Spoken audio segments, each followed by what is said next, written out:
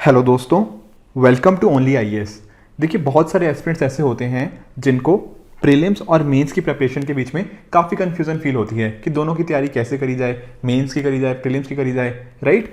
और इसी वजह से होता क्या है कि यूपीएससी एस्पिरेंट्स को ना टोटल मेजरली 3 कैटेगरीज के बीच में डिवाइड किया जा सकता है। जैसे कि पहली कैटेगरी वो जिनको प्रीलिम्स से काफ़ी डर लगता है या फिर कह लो कि काफ़ी कन्फ्यूज़न रहती है प्रीलिम्स के रिगार्डिंग। उसके साथ ही साथ कुछ ऐसे एस्पिरेंट्स होते हैं जिनका शायद प्रीलिम्स थोड़ा बेटर होता है बट कहीं ना कहीं मेंस में उनको एक मेजर इशू फेस होता है। ऑन द अदर हैंड तीसरे कुछ ऐसे एस्पिरेंट्स भी होते हैं जो या तो बिगिनिंग में होते हैं और उनको prelims as well as mains दोनों एस्पेक्ट को कहीं ना कहीं कवर करना होता है। तो देखो, जब इतने वेरिएशंस हैं एस्पिरेंट्स के बीच में तो रिक्वायरमेंट क्या है, ज़रूरत है एक तरह के कस्टमाइज प्लान की। क्यों कस्टमाइज प्लान की ज़रूरत इसलिए है क्योंकि देखो, जो प्रीलिम्स से कहीं ना कहीं स्टूडेंट डरता है उसके लिए अप्रोच अलग होनी चाहिए।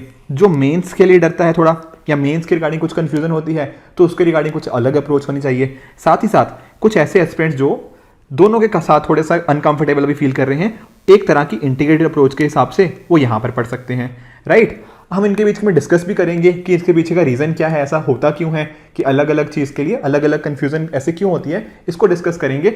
बट देखो, ये ज़रूरत क्या थी, कस्टमाइज प्लान की। और इसी वजह से हमारी टीम ने इन सभी कैटेगरीज के स्टूडेंट्स के लिए अलग अलग टैकल करने के लिए आपके लिए कस्टमाइज प्लान तैयार किए हैं। जैसे कि जिन एस्पिरेंट्स को प्रीलिम्स में दिक्कत आती है तो वो ज्वाइन कर सकते हैं कॉम्प्रिहेंसिव प्रीलिम्स स्पेशल बैच 2023। इसके अंदर आपके प्रीलिम्स के लिए जो भी रिक्वायरमेंट्स होती हैं वो सारी कवर करी गई हैं। इसके साथ ही साथ आपको वीडियो सॉल्यूशंस के साथ वीडियो लेक्चर्स मिल जाएंगे, टेस्ट मिल जाएंगे, सी सेट क्लासेस और भी बहुत सारे फीचर्स, राइट। उसी तरह से मेंस एस्पिरेंट्स के लिए भी हमारे पास एक कॉम्प्रिहेंसिव सोल्यूशन है जहां पर आप जानते हो, जैसे फॉर एग्जांपल आपका एथिक्स हो गया, इंटरनल सिक्योरिटी, ये सारी चीज़ें जो हम नहीं पढ़ते कहीं ना कहीं प्रीलिम्स के अंदर वो यहाँ पर कवर कर दी जाती हैं और बाकी कंपोनेंट्स को भी वैल्यू एडिशन के साथ आपको सारी चीज़ें कवर करी जाती हैं और साथ ही साथ आपके साथ बाकी और एस्पेक्ट्स को भी आप यहाँ पे पढ़ सकते हो।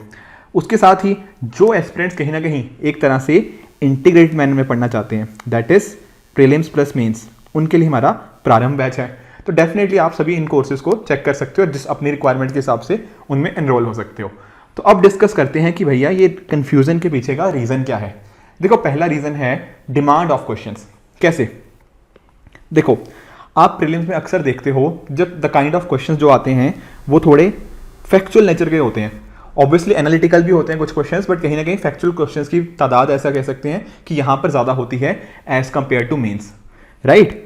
ऑन द अदर हैंड जब मेंस पे आ जाए तो मेंस पे देखो, एक तो फॉर एग्जांपल हमें ये समझना ज़्यादा जरूरी होता है कि जो एक्चुअल में पूछा गया है क्वेश्चन के अंदर, क्या उसी को क्वेश्चन आंसर कर रहे हैं या नहीं कर रहे। कई बार पूछा कुछ और गया होता है, हम वो आंसर ना करके जो हमें पता होता है वो चीज़ें आंसर कर देते हैं। एग्जाम्पल से समझते हैं। जैसे आप देखो कि यूपीएससी 2022 में हिस्ट्री के रिगार्डिंग कुछ क्वेश्चन आए, इनमें से कुछ क्वेश्चंस काफ़ी हमें फैक्चुअल थे। अगर आपको ये चीज़ें पता है तो आप कर लोगे, अदरवाइज काफ़ी डिफिकल्टी हो जाएगी।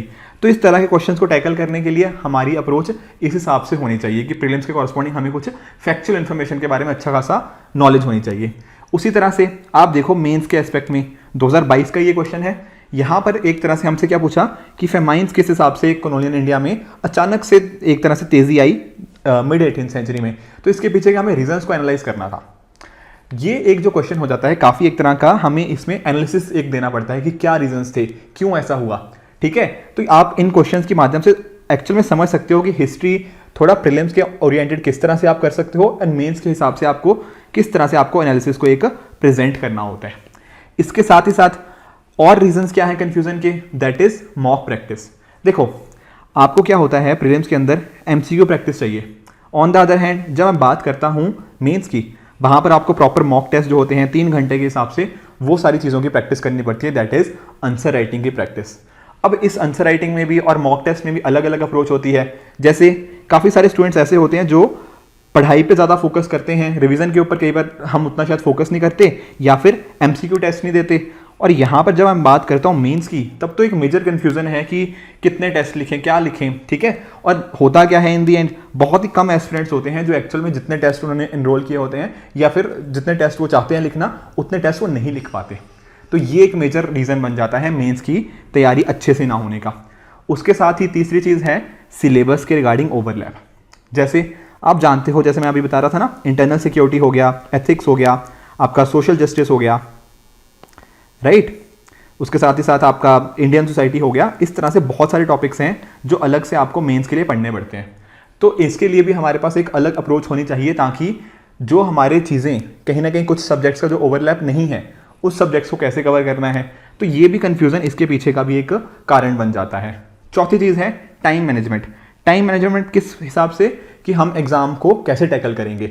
जैसे स्पेशली अगर मैं बात करूँ मेंस की, तो आप सभी जानते हो कि मेंस में हमें 180 मिनट्स में 20 क्वेश्चंस को अटैम्प्ट करना होता है। अगर मैं बात करूँ जीएस पेपर 1, 2 एंड 3 की, तो यहाँ पर टाइम मैनेजमेंट का कंसर्न कि कितनी हमारी स्पीड होनी चाहिए, उसके रिगार्डिंग हमें काफ़ी कन्फ्यूज़न फेस करने को मिल जाती है। ठीक है, उसके साथ ही सोर्सेस किस कॉन्टेक्स्ट में, कि देखो प्रीलिम्स के लिए हमारे पास कुछ सोर्सेज अलग होते हैं और मेंस के थोड़े से अलग हो सकते हैं। देखो कुछ चीज़ें आई अंडरस्टैंड कॉमन होती हैं, बट कुछ चीज़ें अलग भी होती हैं। एग्जाम्पल समझाता हूँ। देखो ये यूपीएससी 2022 में पॉलिटी का क्वेश्चन है। अब यहाँ पर लोकसभा की कुछ पावर्स के रिगार्डिंग हमसे क्वेश्चन पूछा गया है। आप एक चीज़ नोटिस करो, ये क्वेश्चन आप आसानी से लक्ष्मीकांत से सॉल्व कर सकते हो। एक्चुअली प्रीलिम्स में ज़्यादातर क्वेश्चन जो होते हैं ना पॉलिटी के, वो आपकी लक्ष्मीकांत की नॉलेज से आप उनको टैकल कर सकते हो। हाउ एवर मेन्स के अंदर क्या ऐसा होता है? The answer is no. Mains के अंदर कुछ हद तक इंपॉर्टेंस है लक्ष्मीकांत की, पर उसके साथ ही साथ आपको अपने वैल्यूड एडेड पॉइंट्स, आपको अपना एनालिसिस जो मैं आपको बता रहा था, ठीक है ना, क्या आप इसमें जैसे फॉर एग्जांपल इसमें आपको रेलेवेंट केस लॉस पूछ लिए, तो क्या आप उन्हीं सोर्सेज से जो आप प्रीलिम्स के लिए रेफर कर रहे हो बिल्कुल उसी के बेसिस पे कर सकते हो? नहीं, उसके ऊपर आपको क्या करना पड़ता है, एक तो वैल्यू एडिशन करना पड़ता है। ठीक है, नए नए आपको न्यूज़पेपर्स हो गया, एडिटोरियल्स हो गया, इन चीज़ों को फॉलो करना पड़ता है।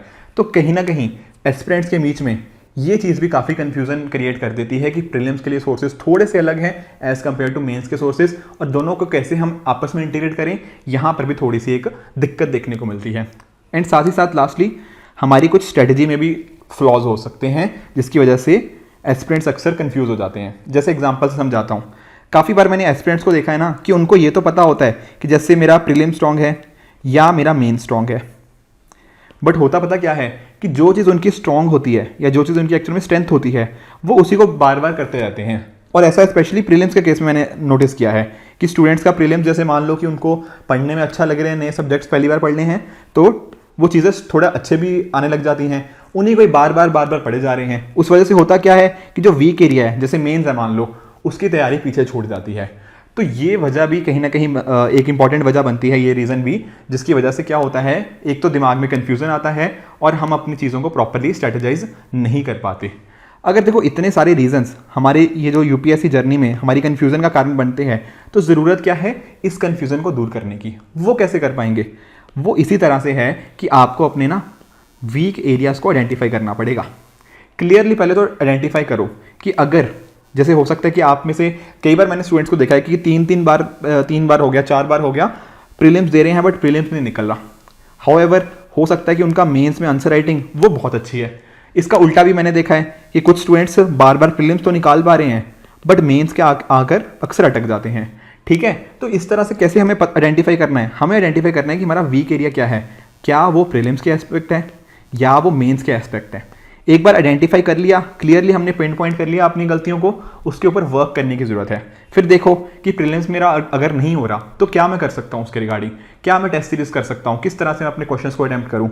अगर मेरे मेंस के रिगार्डिंग है तो क्या उसके पीछे का रीज़न है, क्या मेरे पास अच्छे नोट्स नहीं थे, क्या मैंने चीज़ों को अच्छे से नहीं समझा, क्या कुछ ऐसे सब्जेक्ट्स थे जो मैं कवर नहीं कर पाया, या फिर मैंने आंसर राइटिंग नहीं करी। तो इस तरह से जब आप उन चीज़ों को एक्चुअल में पिन पॉइंट करके उनके ऊपर वर्क करोगे, तभी आप इंश्योर कर पाओगे कि ये जो आपके दिमाग में कन्फ्यूज़न है प्रीलिम्स और मेंस के रिगार्डिंग, इस कन्फ्यूज़न को दूर कर पाओगे and definitely as a better aspirant आप इसमें से निकल कर आ पाओगे। ठीक है, मैं लास्टली फिर से एक बार रिएटरेट कर दूं कि जिन को वीक एरिया अपना मेंस लगता है वो comprehensive solution to mains join कर सकते हैं। बाकी स्टूडेंट्स जो प्रीलिम्स के कॉरस्पॉन्डिंग है वो डेफिनेटली एक प्रीलिम्स का बैच ज्वाइन कर सकते हैं।